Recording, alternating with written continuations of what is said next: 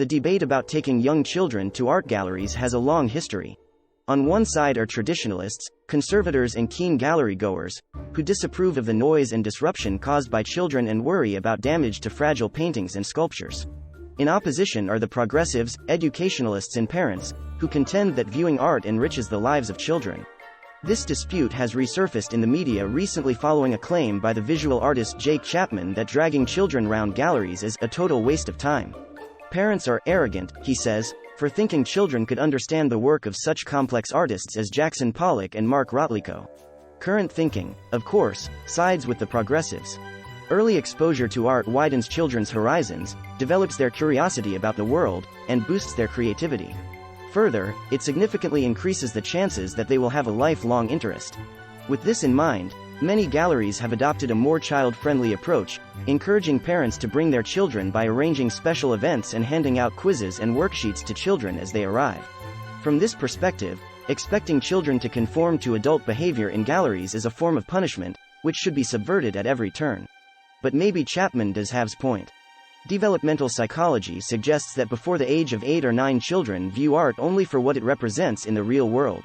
It is only in their early teens that children begin to go beyond representation and understand that art is created to express certain meanings and values beyond the literal. Art education is necessary before the adolescent can appreciate stylistic elements and develop a critical facility, making their own judgments about the merits of a piece. Faced with abstract expressionism such as Pollock's drips and looping swirls or Rothko's rectangles of colors, it's no wonder that young children quickly lose interest. We shouldn't be surprised if most prefer the joys of naming up and down the polished gallery floors as they search the paintings for answers to worksheet questions, or even, heaven forbid, run their sticky fingers over priceless masterpieces. Should children be allowed to ruin other visitors' experience by causing a din among the pre-Raphaelites? Of course not. Against this, I think back to my own experience of viewing art as a young child. I was taken to galleries regularly, but for short visits to see just a handful of paintings each time. My parents would talk about each of the paintings and always ask me what I liked most about it. I wouldn't say that I understood everything they said, but through this exposure, over time I came to learn something about the subject matter of art, artistic techniques and, above all, the experience of viewing. What's most important is how a piece of art makes you feel.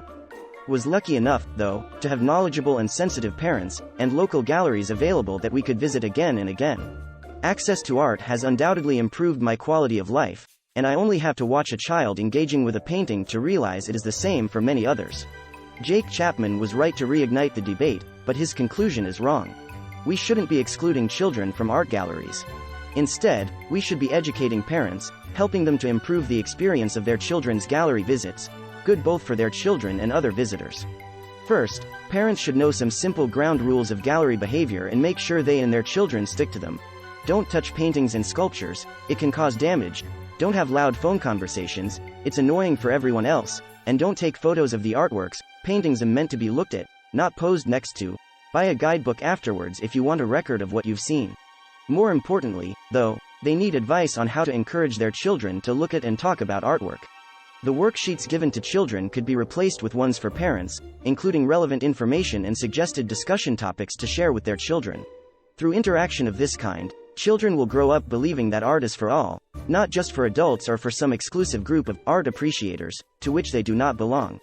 And by being involved, interest and enthusiasm will replace boredom. How children succeed. 4 reviewers comment on a book called Helping Children to Succeed. I expected this book to enlighten me about why some children succeed at school and find work, while others drop out of education early, fail to find employment and continue living with their parents well into adulthood. I had hoped that Helping Children to Succeed would provide me with well-researched answers to my concerns, and maybe suggest ways in which all children can be helped to achieve success. However, the author chose to concentrate on the future of students from poor families and gave no indication that he felt such children's chances of future success might be improved. There was an interesting focus on the significance of taking students' personality into account as well as their academic test scores when predicting future success, but this is not new information. The same case has been established before, based on wider research. I found Helping Children to Succeed to be a fascinating and inspiring book. What was most interesting to me was the research finding that children from wealthy families are no more prepared for a successful independent future than children from poorer families. The author demonstrates convincingly that children from all backgrounds need to learn how to work hard but also how to deal with failure without falling to pieces. The book shows convincingly how poor children as well as middle-class children and those from wealthier homes are capable of learning these skills necessary for future success. This has made me feel very optimistic that no child needs to fail because of their family background and that something can be done to increase the life chances of poor children. For me, the most interesting aspect of helping children to succeed is the amount of evidence which shows that children's characters as well as their academic performance play a crucial part in their future success. This seems to be especially true in the case of children from disadvantaged families.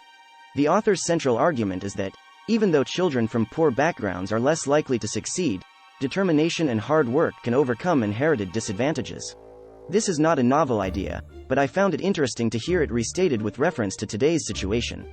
Where I disagree with the author is his assertion that our education system requires fundamental reorganization if we are to help children from poor families. He seems to ignore completely the excellent work being done by dedicated teachers in today's schools. I enjoyed helping children to succeed, but in many ways I also found it disappointing. Having finished reading the book, my main criticism is that the title itself is misleading because it focuses primarily on children who fail. Most research studies quoted by the author illustrate how difficult it is for children from poor, disadvantaged homes to succeed or indeed to escape from a cycle of failure. I bought the book for the library where I work, thinking it might offer parents strategies for bringing up children to be successful. In practice, the main strategies recommended by the author are the following. Avoid becoming poor and don't expect your child to succeed at everything. He also suggests that children should get used to occasional failure. In my opinion, this is an unnecessarily negative outlook.